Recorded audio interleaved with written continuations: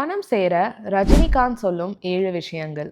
நம்ம சேனல்ல நிறைய சைக்காலஜி, மென்டல் ஃபிட்னஸ் மற்றும் பர்சனாலிட்டி டெவலப்மெண்ட் ரிலேட்டடான வீடியோஸை நம்ம பார்த்துட்டு வரோம். நம்ம வாழ்க்கையை படங்கள் நிறையவே இன்ஃப்ளூயன்ஸ் பண்ணியிருக்கு அப்படின்னு சொல்லலாம். நான் ஒரு 90s கிட் தான். ரஜினிகாந்தோடைய நிறைய படங்களை பார்த்து தான் நான் வளர்ந்துருக்கேன். நீங்க நிறைய பேர் ரஜினிகாந்தோட தீவிரமான ஃபேன்ஸா கூட இருப்பீங்க. அவரோட படங்கள் பணக்காரன், அருணாச்சலம், அண்ணாமலை இந்த மாதிரி நிறைய படங்கள் பணத்தை பேஸ் பண்ணி தான் இருக்கு. இந்த படங்கள் எல்லாத்துலயுமே பணத்தை விட வாழ்க்கையில நிறைய முக்கியமான விஷயங்கள் இருக்கு அப்படிங்கிறத பேஸ் பண்ணி இருந்தாலும், பணம் என்பது வாழ்க்கை இல்லை, பணத்தால எல்லாமே நம்மளால அச்சீவ் பண்ண முடியாது அப்படிங்கிற கான்செப்டை பேஸ் பண்ணி இருந்தாலும் அவர் இந்த படங்கள் எல்லாத்துலேயுமே ஒரு பணக்காரனாகி ஜெயித்து காட்டியிருப்பாரு. சரி, இப்போ ரஜினிகாந்தோட வாழ்க்கை முறையிலேருந்தும் அவரோட கருத்துக்கள்லேருந்தும் பணம் சேர என்ன விஷயங்கள்லாம் நம்ம கற்றுக்கலாம் அப்படிங்கிறத இந்த வீடியோவில் பார்க்கலாம். இந்த வீடியோவை ஸ்கிப் பண்ணாமல் கடைசி வரைக்கும் பாருங்கள். இந்த மாதிரி இன்ட்ரெஸ்டிங்கான டாபிக்ஸ் நம்ம நிறையவே பேசலாம். நம்ம சேனலை சப்ஸ்கிரைப் பண்ணி பக்கத்தில் இருக்கிற பெல் ஐக்கனை கிளிக் பண்ணி வச்சுக்கோங்க. நான் போடுற வீடியோஸ் எல்லாமே உங்களுக்கு வாரந்தோறும் வந்து சேரும். இப்போ நம்ம அவர் வாழ்க்கையிலேருந்து எந்த மாதிரி மணி லெசன்ஸ்லாம் நம்ம கற்றுக்கலாம் அப்படிங்கிறத ஒன்று ஒன்றா பார்க்கலாம். முதல் விஷயம், வேல்யூ பேஸ்ட் இன்வெஸ்டிங். பேட்ட படம் ஷூட்டிங் நடந்தப்போ நடிகர் சசிகுமார் கிட்ட ரஜினி அவர்கள் இன்வெஸ்ட்மெண்ட் பற்றி நிறையவே அட்வைசஸ்லாம் கொடுத்துருக்காரு அப்படின்னு அவரே ஒரு இன்டர்வியூவில் சொல்லியிருக்காரு. இப்போது ரஜினி அவரோட இன்வெஸ்ட்மெண்ட்ஸ்லாம் நீங்கள் பார்த்தீங்கன்னா எல்லாமே ஒரு பர்பஸ்க்காகவும் அவர் எதை வேல்யூ பண்ணுறாரு அப்படிங்கிறத பேஸ் பண்ணி தான் இருக்கும். இவர் வணங்குற ராகவேந்திர சுவாமியோட பேர்ல இருக்கும் இவரோட ராகவேந்திரர் கல்யாண மண்டபமா இருக்கட்டும், இவர் வைஃப் சென்னையில நடத்திட்டு வர ஸ்கூலா இருக்கட்டும், இல்ல இவரோட டாட்டருக்கு இன்வெஸ்ட் பண்ற அந்த மல்டிமீடியா மற்றும் அனிமேஷன் கம்பெனியா இருக்கட்டும், இது எல்லாமே நம்ம சமுதாயத்துக்கு என்ன தேவை அப்படிங்கிறத பேஸ் பண்ணியும் இவரோட ஃபேமிலி எந்த விஷயத்தெல்லாம் வேல்யூ பண்றாங்க, எந்த விஷயங்களெல்லாம் அவங்களோட விஷனும் அவங்களோட பேஷனும் இருக்கு அப்படிங்கிறத தெளிவாக புரிஞ்சுதான் இன்வெஸ்ட் பண்ணுறாரு. ரெண்டாவது விஷயம், டைவர்சிஃபைடு இன்கம். இவரோட பிஸ்னஸ் எல்லாமே பார்த்தீங்கன்னா மல்டிபிள் செக்டர்ஸில் இருக்குது. Don't put all your eggs in a single basket அப்படின்னு ஆங்கிலத்தில் ஒரு ஸ்டேட்மெண்ட் இருக்கு. அதை தான் இவர் ஸ்ட்ரிக்டாக ஃபாலோ பண்ணிட்டு வராரு. இவரோட முதலீடு வெவ்வேறு இடத்துல இருந்தாலும் இவரோட அடையாளம், அதாவது ரஜினிகாந்தோடைய மெயின் ப்ரொஃபஷன் அப்படிங்கிறது சினிமா தான். இதை பற்றி தான் நம்மளோட அடுத்த பாயிண்ட்ல பேச போகிறோம். Dominate your domain. ரஜினியோட ஸ்ட்ரென்த் அப்படின்னு பார்த்தீங்கன்னா அது சினிமா தான். That is what he is good at. அவரோட எனர்ஜியை நிறைய விஷயங்கள்ல ஸ்பெண்ட் பண்ணாமல் அவரோட யூனிக்கான ஸ்டைலு, அவரோட ஸ்க்ரீன் ப்ரெசன்ஸ் மூலமாக தமிழ் சினிமாவில் ஒரு பிராண்டே கிரியேட் பண்ணிட்டாரு அப்படின்னு சொல்லலாம். அவர் நினைச்சிருந்தா நிறைய படங்கள் ப்ரொடியூஸ் பண்ணியிருக்கலாம், ஒரே நேரத்தில் மல்டிபிள் பிஸ்னஸஸை ஸ்டார்ட் பண்ணியிருக்கலாம், நிறைய ஆட்ஸில் நடிச்சிருக்கலாம், இப்படி நிறைய விஷயங்களை எடுத்து பண்ணியிருக்கலாம். ஆனால் அவரோட முக்கியமான பேஷனும் விஷனும் என்ன அப்படின்னா, நான் ஆக்டிங் ஃபீல்டில் எஸ்பெஷலி தமிழ் சினிமாவில் தலை சிறந்து இருக்கணும் அப்படிங்கிறது தான். இப்போ ரஜினிகாந்த் அவர்களை பார்த்தீங்கன்னா சினிமாவில், ரியல் எஸ்டேட்டில், பிஸ்னஸில் எல்லாத்துலேயுமே அவர் தான் நம்பர் 1 அப்படின்னு சொல்லிட முடியாது. ஆனால் அவர் சினிமாவில் மிகப்பெரிய வெற்றி அடைஞ்சதுனால மற்ற எல்லா விஷயமே அவருக்கு தானாக அமைஞ்சிடுச்சு. நடிகர் ப்ரூஸ்லி இருக்கார்ல, அவரோட ஒரு ஃபேமஸான கோட் ஒன்று இருக்குது ஆங்கிலத்தில். I fear not the man who has practised 10,000 kicks at once, but I fear the man who has practised 1 kick 10,000 times. அதாவது ஒரே நேரத்தில் 10,000 உதைகளை ப்ராக்டிஸ் பண்ணவனோட 10,000 தடவை ஒரே ஸ்டைல் ஆஃப் அடி இல்லை உதைன்னு சொல்லலாம், அதை ப்ராக்டிஸ் பண்ணவனுக்கு தான் நான் பயங்கரமாக பயப்படுவேன் அப்படின்னு சொல்கிறாரு. இது நம்ம தலைவருக்கு நல்லாவே பொருந்தும்.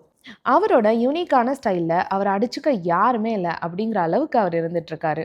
இதை தான் டொமைன் டாமினேஷன், நம்மளோட டொமைனில் நம்ம டாமினேட் பண்ணுறது அப்படின்னு சொல்கிறோம். இந்த டொமைன் டாமினேஷனோட ஃபார்முலா என்ன அப்படின்னு பார்த்தீங்கன்னா, ஃபோக்கஸ், டைம், கன்சிஸ்டன்சி, இது மூணையும் கம்பைன் பண்ணால் டொமைன் டாமினேஷன் வரும் அப்படின்னு சொல்லலாம். Focus plus time plus consistency is domain domination. அதாவது நம்ம பண்ணுற விஷயத்த ஃபோக்கஸ்டாக பண்ணணும், அதை எவ்வளோ டைமுக்கு பண்ணணும், எந்த நேரத்தில் பண்ணணும் அப்படிங்கிறதுல நம்ம கிளியராக இருக்கணும். அதுக்கப்புறமா அதை நம்ம தொடர்ச்சியாக பண்ணுறோமா அப்படிங்கிறத பார்த்துக்கணும். இது 3 இருந்தது அப்படின்னா டொமைன் டாமினேஷனை நம்ம அச்சீவ் பண்ணலாம். நான் ஆன்லைனில் ஜூம் பிளாட்ஃபார்மில் பர்சனலாக கவுன்சிலிங் செஷன்ஸ் பண்ணிகிட்ருக்கேன். நீங்கள் என்கிட்ட பர்சனலாக கவுன்சிலிங் செஷன்ஸ் அட்டென்ட் பண்ணணும் அப்படின்னு விருப்பப்பட்டீங்கன்னா கீழே இருக்கிற மெயில் ஐடிக்கு காண்டாக்ட் பண்ணுங்கள். 4வது விஷயம், நோ யோர் வேல்யூ. அவரோட இன்டர்வியூஸ்லலாம் அவர் என்ன சொல்கிறாரு அப்படின்னா, நான் இவ்வளோ சம்பளம் எதிர்பார்க்குறேன் அப்படின்னா என்னோட மார்க்கெட் என்ன, என்னோட வேல்யூ என்ன, அதாவது என்னோட மதிப்பு என்ன அப்படிங்கிறது எனக்கு நல்லாவே தெரியும் அப்படின்னு அவர் சொல்கிறாரு. அது மட்டும் இல்லாம, என்னோட படங்கள்ல லாஸ் ஆச்சுன்னா, அத நான் காம்பன்சேட் பண்றேன் அப்படின்னு சொல்றாரு. அவர் என்ன டிசர்வ் பண்றாரோ, அத டிமாண்டும் பண்றாரு. அதே சமயம் லாஸ் ஆச்சுன்னா, அதுக்கான பொறுப்பையும் நான் ஏத்துக்க தயாரா இருக்கேன் அப்படின்னு சொல்றாரு. இந்த 2 விஷயங்களுமே அவரோட சூப்பரான லீடர்ஷிப் குவாலிட்டிய குறிக்குது. 5வது விஷயம் ஃபினான்ஷியல் டிசிப்ளின் அண்ட் சிம்ப்ளிசிட்டி. அவர் எவ்வளோ சம்பாதிச்சாலும், அவர்கிட்ட எவ்வளோ சொத்து இருந்தாலும், அவர் மோஸ்ட்லி சிம்பிளா இருக்கிறத தான் நம்ம பார்த்துருக்கோம். அவரோட சிம்பிளான ட்ரெஸ்ஸிங்கா இருக்கட்டும், அவரு பர்சனலா எவ்வளோ பெரிய பெரிய லக்ஸுரி கார் வச்சிருந்தாலும், அவர் மோஸ்ட்லி சிம்பிளான கார் தான் யூஸ் பண்றாரு. அந்த லக்ஸுரி கார்ஸ் எல்லாமே அவரோட ஃபேமிலி மெம்பர்ஸ் தான் யூஸ் பண்றாங்க. அதாவது இதுலேருந்து என்ன தெரியுது அப்படின்னா, அவர் அவரோட பர்சனலான ஈகோக்காகவோ, அவரோட ஸ்டேட்டஸை மற்றவங்களுக்கு காட்டுறதுக்காகவோ, ஷோ ஆஃப் பண்ணணும் அப்படின்னு அவர் பண்றதில்ல. இந்த மாதிரி அவர் இருக்கிறதுனால தேவையில்லாத சோஷியல் ப்ரெஷர் அவரை பாதிக்கிறது இல்ல. அடுத்ததா அவருக்கு நிறைய சொத்து இருக்கு அப்படிங்கிறதுனால தேவையில்லாத ரிஸ்கையும் அவர் எடுக்கிறது இல்ல. இந்த மாதிரி அவரோட டிசிப்ளின் தான் அவரோட பப்ளிக் இமேஜை மெயின்டைன் பண்ண ஹெல்ப் பண்ணிட்டு இருக்கு. அவர் ஒரு பிராண்டாவே இருக்க காரணம் மக்கள் அவர் மேல வச்சிருக்கிற தன்னம்பிக்கை தான். படையப்பா படத்துல அவர் என்ன சொல்வாரு, இது அன்பால தானா சேர்ந்த கூட்டம் அப்படின்னு சொல்வார்ல. மக்கள் அவர் மேல வச்சிருக்கும் அளவுக்கு அதிகமான அந்த அட்டாச்மெண்ட்டும் அந்த ஈர்ப்பும் தான் அவருடைய மிகப்பெரிய சொத்துன்னு சொல்லலாம். 6வது விஷயம், focus on experiences over materialistic possessions.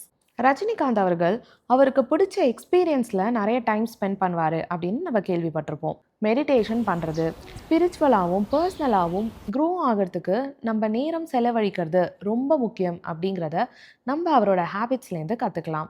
ஜென்ரலாகவே இந்த மாதிரி ஸ்பிரிச்சுவலாக இருக்கிறவங்களுக்கு சிம்பிள் லிவிங் தான் ரொம்ப பிடிக்கும் அப்படிங்கிறதுனால தேவையில்லாமல் அவங்க நிறைய செலவு பண்ண மாட்டாங்க. நேச்சுரலாகவே பணத்தை சேமிக்கிறது அப்படிங்கிறது அவங்களுக்கு ஈஸியாகவே வரும். 7வது விஷயம், ரெஸ்பெக்ட் பேஸ்ட் ஆன் மணி. வேட்டையனோட ஆடியோ லான்ச்சில் பார்த்தீங்க அப்படின்னா அவர் விளையாட்டா ஒன்று சொல்லுவார், காசு தான் சாமி, காசு இருந்தால் நம்ம எல்லாரும் ஆமா சாமி தான் அப்படின்னு சொல்லுவார். அதாவது நம்மக்கிட்ட காசு இருந்தால் எல்லாரும் ஆமா சாமி போடுவாங்க அப்படிங்கிற மாதிரி அவர் சொல்வார். பணம் நம்ம வாழ்க்கையில் ரொம்ப முக்கியமானது, நிறைய பணம் சம்பாதிக்கணும் அப்படின்னு நிறைய பேருக்கு இருக்கும். ஆனால் வெளியிலேருந்து பார்க்குறவங்க என்ன சொல்லுவாங்க அப்படின்னா, இவன் பணம் பணம்னு அலையிறான், பணத்துக்கு தான் முக்கியத்துவம் தரான், பணத்துக்கு தான் மதிப்பு கொடுக்குறான், மற்ற விஷயங்கள் எதுக்குமே மதிப்பு கொடுக்கறதில்ல, மனுஷங்களுக்கு கூட அவன் மதிப்பு சரியாக கொடுக்கறதில்ல அப்படின்னு ரொம்ப ஈஸியாக சொல்லிடுவாங்க. ஆனால் நம்ம ரொம்ப ப்ராக்டிக்கலாக பார்த்தோம் அப்படின்னா இந்த சமூகம் பணம் இருக்கிறவங்கள மதிக்கிறதையும் அவங்க சொல்கிற கருத்துக்களுக்கு முக்கியத்துவம் கொடுக்கறதையும் நம்ம தினம்தோறும் பார்த்துட்டு தான் வரோம்.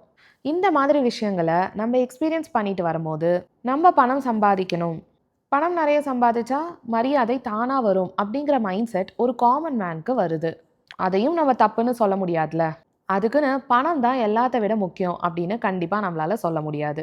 முத்து படத்தில் தலைவரோட பாடல் வரிகள் பார்த்தீங்கன்னா, கையில் கொஞ்சம் காசு இருந்தால் நீதான் அதற்கு எஜமானி, கழுத்து வரைக்கும் காசு இருந்தால் அதுதான் உனக்கு எஜமானி, வாழ்வின் அர்த்தம் புரிந்துவிடு, வாழ்க்கை வாரி கொடுத்து விடு. இந்த வரிகளுக்கான அர்த்தம் உங்கள் எல்லாருக்குமே புரியும் அப்படின்னு நம்புகிறேன். பணக்காரனாக எலன் மஸ்க் சொல்லும் 5 விஷயங்கள் அப்படிங்கிற தலைப்பில் நான் நம்ம சேனலில் ஒரு வீடியோ பண்ணியிருக்கேன். அதுக்கான லிங்க்கையும் இந்த வீடியோவோட ஃபஸ்ட்டு கமெண்ட்டில் பின் பண்ணியிருக்கேன். செக் பண்ணி பாருங்கள், உங்களுக்கு ரொம்ப யூஸ்ஃபுல்லாக இருக்கும்னு நினைக்கிறேன்.